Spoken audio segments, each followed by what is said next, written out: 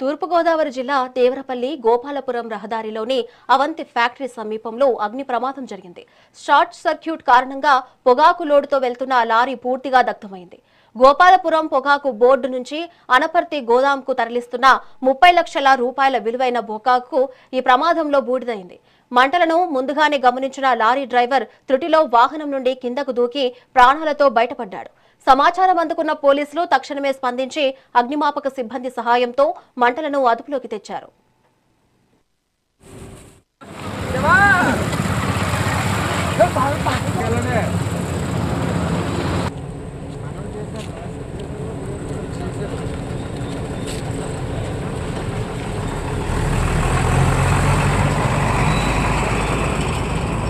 పేరు పొంది మా